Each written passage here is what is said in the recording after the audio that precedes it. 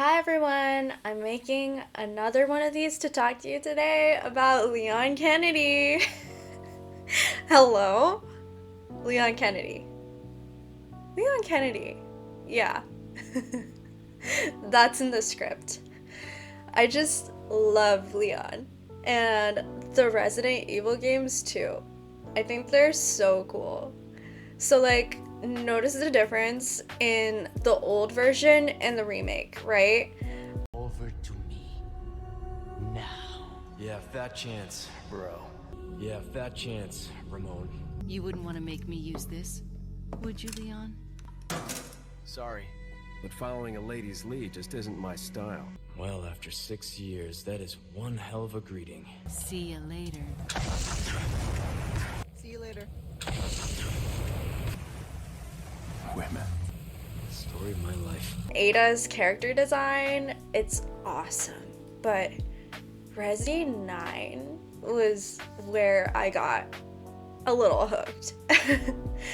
I don't have the game myself only because I think my laptop would explode if I tried to play it, but it was just so interesting how appealing they made Leon.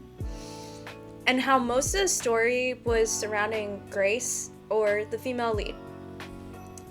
I felt like Leon's parts were shorter, but he himself is pretty interesting. I think I'll start with the characterization. I know it's changed a little over the years, but he's supposed to be like 49 or something in this game. The dad jokes, the way he just acts, he's so cool, and his backstory is so depressing. But it is cool to see how the past games affected him, and I think it's this whole fictional universe. The idea of someone like this existing now is unrealistic because we don't have some large non-human entity we're fighting. It's mostly us against ourselves. And nothing I'm saying here is profound. But I did want to touch on the idea that there are these archetypes and everyone does it subconsciously. It's like choosing to identify with a version of yourself for the better and go on to do more things or reach places you never thought possible. That's what Leon Kennedy is to me. He's older, learned from his past, and changed as a person. Really, like, it's a normal walk in the park to him, but he's also aware of the humanity and I don't want to spoil the game, so I won't say any more about it, but it's just so cool to see a character who looks one way but acts like that. Am I making sense? I feel like I'm not making sense. I'm yapping. I always joke that I'm funny and I like entertainment. I know it's unrealistic as a professional engineer to have these hobbies outside of it, but I think that's just because I believe in myself and the ideas I have, and that there's so much more to life than your career. It's more about if you're happy with the life that you've chosen and the person you become. I know I feel really inexperienced and everything is a challenge because it's new, but at a certain point, I do wonder when I'll get the chance. I heard it's hard when everything feels like the odds are stacked against you. I know old Leon probably had this huge ego. Everyone does when we're younger. Funnily enough, I watched a different podcast about where the author was, there's this author and she was discussing how people misunderstand what ego is. Ego is just a person's awareness of their own identity. I'm working on not tying my self-worth to a career. I realized, why should I choose one when I have the potential to do more? I started a YouTube channel because I love skits.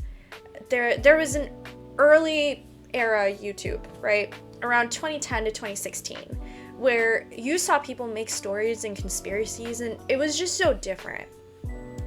Now I feel like I'm overwhelmed with content farms and people using ChatGPT way too much.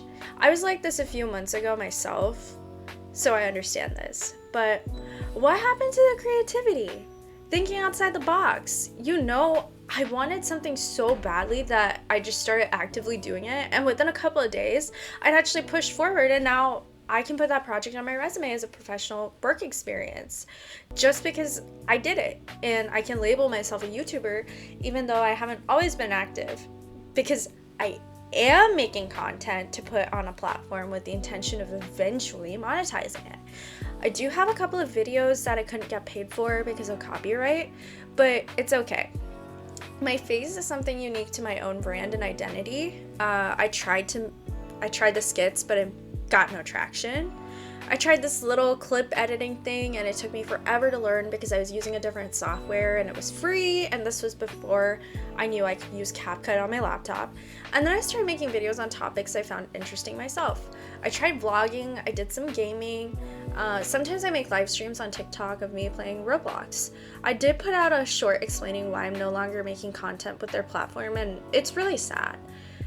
It's just that I'm upset that they aren't doing more to protect their younger players and what the company is focusing on, and that some creators are honest and willing to share that they're aware of it but continue making videos because they need the money.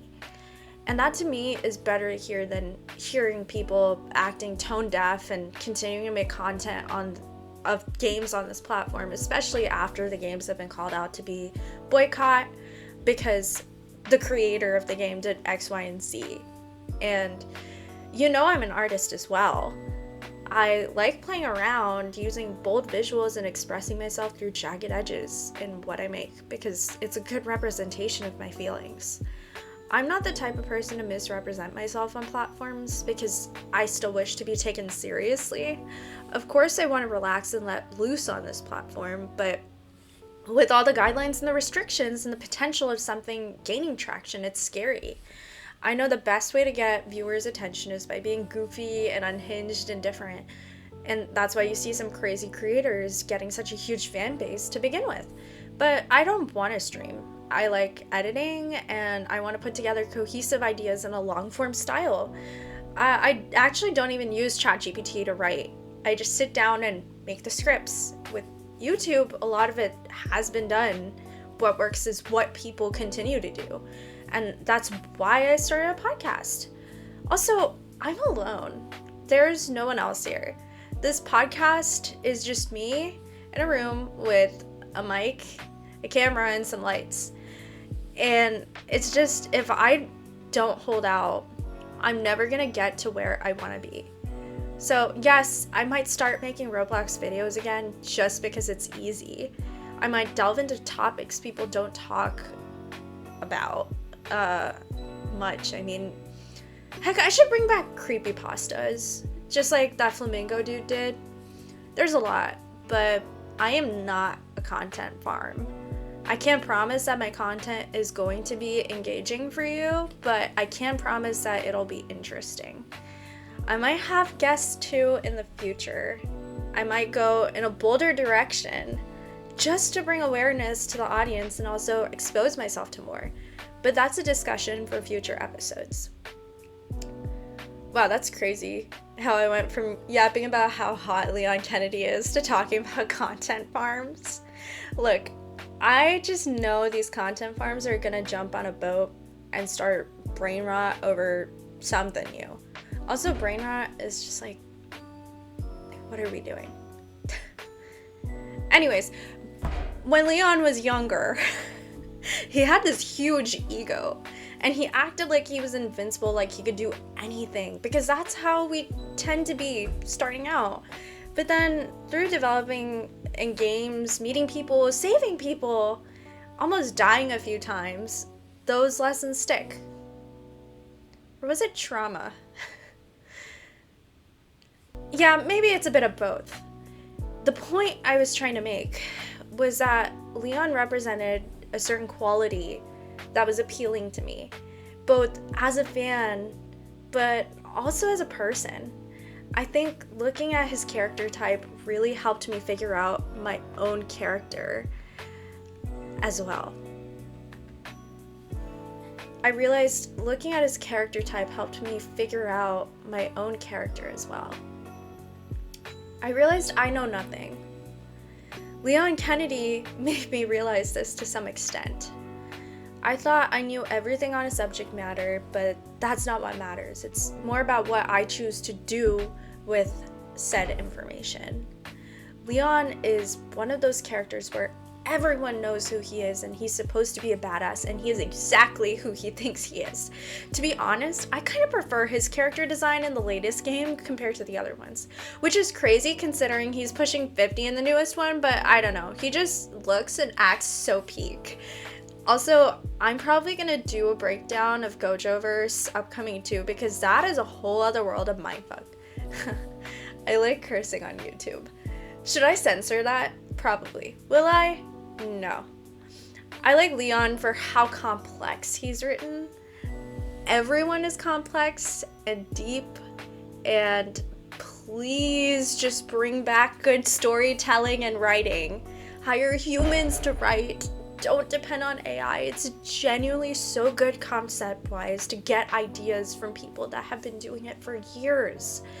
Or better yet, listening to fans that understand his character way better than I do. I'm sure there are a couple of breakdowns on this app if you want more info, but he is so well written, and I appreciate this art form so much. Video games were something of a comfort to me when I was younger. I watched gameplays because I didn't want to buy games, nor did I really have the money to. I just had a pink DSi, Wheel of Fortune, a Mario game, and a Zuzu Pet game cartridge. That was it. And I was content with playing those. I got a Wii after a while, but I preferred Xbox with the sheer variety it offered. I suck at playing. But now, I'm so glad I have a chance here to earn back some money and invest it into Resident Evil. I think it'll be well worth. This is one of those games I think is really worth diving into and playing, and the graphics are just so beautiful. Maybe one day I could work on making cool environments like these, or potentially learning to animate, but I do love making complex plot and stories. I hope you enjoyed this episode, and I'm dying to know what your thoughts are on Leon and YouTube now. I miss when ads weren't here or anywhere. Oh my gosh, I was just telling my mom yesterday about getting a streaming service like Netflix or Disney. The whole point of doing that was to watch shows without ads. But now they have one subscription with ads priced at a normal price, something reasonable, like $8 a month, right? And then one without ads, which is $16 to $20. Sometimes $25. I don't know if I did any research on the numbers for those, but rough estimate, right? It is so grimy to take something that had a good purpose to begin with and then lock it behind a paywall. Because I know for a fact those streaming services, Netflix was giving us that stuff at first. $10 a month. No ads. Disney Plus, no ads. None of these had any ads. The whole point was you subscribe to the service because whatever they were broadcasting on TV channels would be playing with ads, ad breaks and everything. The point to watching these shows was to sit down at a streaming service and be able to watch them with no ads whatsoever. And that was the whole point. Why is it like this now? Because corporations are greedy? No. I think it's because war is actively happening and they need cash flow in that direction. Also, almost no one is getting delivery anymore. No one. Everyone is scared to spend. And it's driving costs up. Tell me why mandarins at a store cost $8 for one bag. Even groceries. I know we sometimes joke time to choose between food and rent, when the truth isn't too far off. Why is everyone working 2 to 3 jobs now? Yep, that's why. I think now is imperative to bring back the creative spirit. I'm actively working on a couple of projects right now, this podcast being one of them, because I want to get back in touch with who I am and what I genuinely want to do, instead of getting burnt out and only having the energy to recover, not working out at all, or eating properly, because I feel like puking with every meal. It's so weird getting nausea from not eating, but then getting nauseous while eating. not eating some more until you just get nauseous again because you're starving. I'm in my 20s, not my 40s. There's a lot of pressure that comes with doing something new, but I feel a little less scared knowing that I can do anything if I believe in it, as silly as it sounds. Sorry, I got off track again. Leon Kennedy. Okay, I'm back. I can't wait to see more Leon Kennedy cosplays, and oh my gosh, we'll hope for a better 2026 season. Hopefully I randomly blow up, because then I can get a better PC and play the game. I'm gonna be screaming a lot, by the way. Not because of Leon, but because of the monsters. I heard it's a scary game. Playing all the games would be ideal, but I kind of also have to do employed activities. No one warned me about any of this, by the way. They don't tell you about it in college. But the real world is completely different. There are no teachers, and you have to teach yourself most of the time. Start from the beginning and build on the basics. Even with math, sometimes you have to go back to adding and subtracting, even if I'm doing something difficult. Anyways, Leon Kennedy is standing on business, and I want to be business. Bye-bye. I don't need love anymore. Give me some drugs, just leave my drugs into yours.